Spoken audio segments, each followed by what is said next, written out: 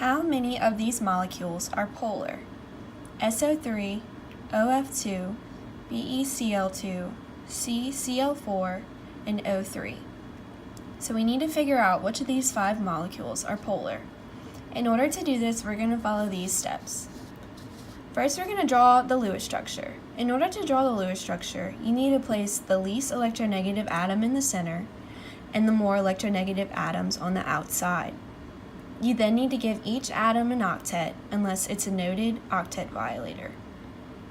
The second step is to determine the bond dipoles using the differences in electronegativities.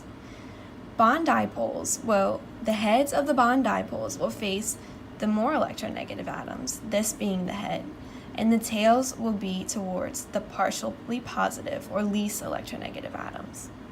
The third step is to identify the net molecular dipoles based on the molecular geometries. The molecular geometries will allow us to see if the bond dipoles cancel or add together. Therefore, if the molecule is polar or nonpolar. So our first molecule is SO3. We know from the periodic table that S has 1, 2, 3, 4, 5, 6 valence electrons. Here's S in the 16th column, so we know it has 1, 2, 3, 4, 5, 6 valence electrons. We also see that O is in the same column, so it also has 6 valence electrons. So we can then use that to calculate our total valence. So we know that 6 valence from the S plus 6 times 3 for the 3 O atoms gives us 24 total valence electrons. Over here is our Lewis structure. I placed S in the middle because S is the least electronegative atoms. O has a greater electronegativity than S, so S is our central atom. Then I gave each atom an octet on the outside. So each O, I gave an octet. S did not have an octet, so I needed to move 2 electrons from this O inside to create a double bond between the O and the S. Well, you might be asking, isn't there more than one resonance structure for SO3? There are actually 3 resonance structures, but the resonance structure isn't going to affect the molecular geometry of the SO3 molecule because it's just moving the double bond between the S and the O's. So there could be a double bond here, a double bond here, or a double bond here, but that's not going to affect the molecular geometry and therefore isn't going to affect the polarity of the molecule. So our next step is to use the electronegativities to determine the partial negative and positive charges. So we see that the electronegativity of S from the table of values is 2.5, and the electronegativity of O from the table of values is 3.5. So since the electronegativity of O is greater, O is going to have the partial negative charges. So this O gets a partial negative, this O gets a partial negative, and this O gets a partial negative. That leaves the S with a partial positive charge. All this means is that the more electronegative O's are pulling the electrons towards them from the S towards the O, so they receive partial negative, and S is going to have partial positive. So our next step is to identify the bond dipoles. We know that the dipole head is going to go towards the partial negative or the more electronegative atom. So we can draw a dipole from the S to the O, which is partial negative, and from this S to this O, which is our bond dipole here, and also from this S to this O, which is this bond dipole here. So now we need to determine the molecular geometry of the SO3 molecule. We see that the SO3 molecule has 1, 2, 3 domains. So 3 domains is going to be a trigonal planar molecular geometry, and it's going to look a little something like this. You can imagine this Lewis structure is a trigonal planar 3D view. So we have our same molecule and our same dipoles from here move down here, S to the O, S to the O, S to the O. So from this, we can see that all 3 of the domains of the SO3 molecule are the same. So the bond dipoles do cancel, and there is no net molecular dipole. This means that the molecule is non-polar. No net molecular dipole, so SO3 is non-polar. Our next molecule is OF2. We know that O has 6 electrons and F has 7 valence electrons. and you multiply that by 2 for the 2F atoms to get a total of 20 valence electrons. Here is our Lewis structure drawn out. Each atom has its octet, and so we can then use the electronegativities to assign partial negative and positive charges. The electronegativity of F is greater than the electronegativity of O, so the F atoms will receive partial negative charges. The O atom is going to receive a partial positive charge. So now that we have our partial charges, we can assign the bond dipoles. So we're going to have a bond dipole from the partial positive to the partial negative. So we go from the O to the F, and the partial positive O again to the partial negative F again. So we have 2 bond dipoles. The next thing we need to do is determine the molecular geometry of OF2. We can see that there are 1, 2, 3, 4 domains on OF2. So this molecular geometry is going to be bent. 2 of the domains are non-bonding pairs, so this is going to make our tetrahedral domain geometry a bent geometry. You can see right here, here are 2 non-bonding pairs, and here are 2 regular domains. So we can see here are our bond dipoles. Here's again our F and our non-bonding pairs. So we see that all 4 of these domains are indeed not the same. All 4. These 2 non-bonding and these 2 domains here, all 4 of these are not the same. So there is going to be a net molecular dipole, and it's going to look like this, because these 2 dipoles are going to add together to go in the downward direction for the net molecular dipole. Because there's a net molecular dipole, the molecule is going to be polar. So OF is polar. Our next molecule is BeCl2. Here's our Lewis structure for BeCl2, with Be in the middle and Cl on the outside. We know that BeCl2 has 16 valence electrons, so we can go ahead and give the octets. And you might be asking, well, Be doesn't have an octet. Yes, Be does not have an octet, but that's okay because Be is an allowed octet violator. So here's our correct Lewis structure. Let's go ahead and check our electrons. We have 2, 4, 6, 8, 10, 12, 14, 16 total valence electrons.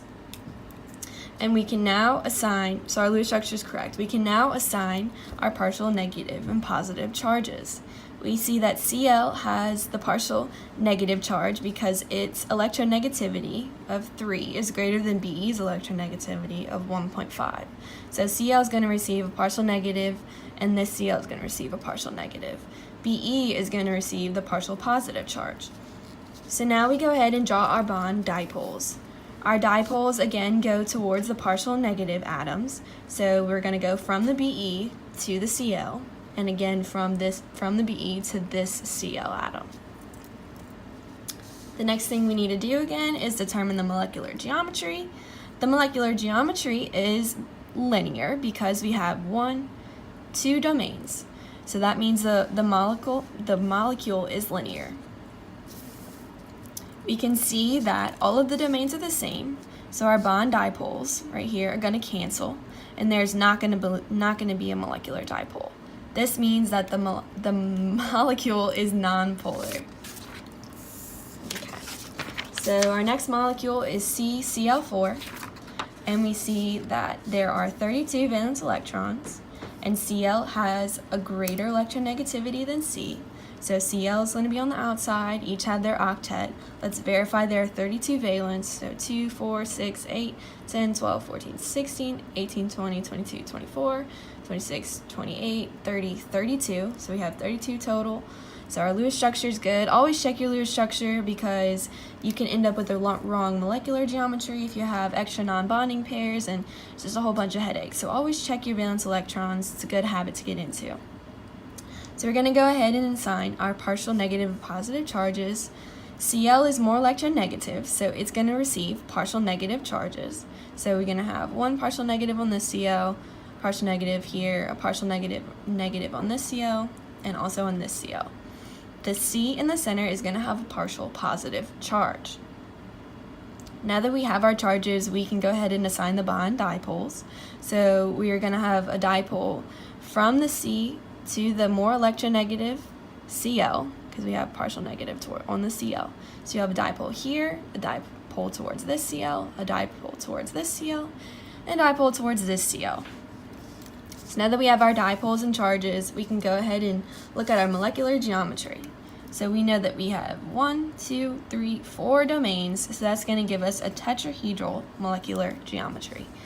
It's going to look somewhat like this. This is our Lewis structure drawn to resemble a tetrahedral. And here are bond dipoles, again still going towards the Cl from the C atom. We can see that all of these 4 domains are the same, so our bond dipoles here are going to cancel, and there's not going to be a molecular dipole, so our molecule is nonpolar. Our next molecule is O3, and we know that O3 has 18 valence electrons, and obviously the electronegativities are all the same, so we can place our Lewis structure in this way. There are 2 resonance structures for O3, but I just drew one here because again it's not going to affect the polarity of our molecule. So we have that there is a non-bonding pair on the center O, and we have a double bond here and double bond here. Let's check our valence. We have 2, 4, 2 in the bond, so 6, 8, 10, 12, 14, 16, 18 total valence electrons. Our next step is to determine the molecular geometry, and that's going to be bent because we have 1, 2, 3 domains, and one domain is a non-bonding pair, so that's going to give us a bent molecular geometry. Here's our non-bonding pair, and here's our other 2 domains. We can see that all of these domains, these 1, 2, 3, are not the same because you have this non-bonding pair here, so the bond dipoles aren't going to cancel, and therefore there's going to be a molecular dipole. Since there's a molecular dipole, your molecule is going to be polar. Alright, so let's go back and see what the original question was asking. So the question said, how many of these are polar? So we determined that, let's see, we'll grab this SO3. We said SO3 is non-polar right here. So this is not going to be. OF2 is polar right here, so we'll check that one off. BeCl2 was nonpolar right here, so this is going to get an X. CCl4 was nonpolar, so we'll X that one. And O3 was polar, so domains were different, so we'll check that one. So our final answer will be OF2 and O3 are polar. So some common mistakes you need to worry about are drawing incorrect Lewis structures. It's very important to verify the number of valence electrons and to make sure that each atom has its octet. If not, you can get the wrong molecular geometry and throw your whole net molecular dipole off and therefore get the polarity incorrect. Another common mistake is to have the wrong molecular geometries. You need to know the molecular geometries in order to determine the molecular dipole. Without these geometries, you can't determine if the bond dipoles will cancel or if they will add together.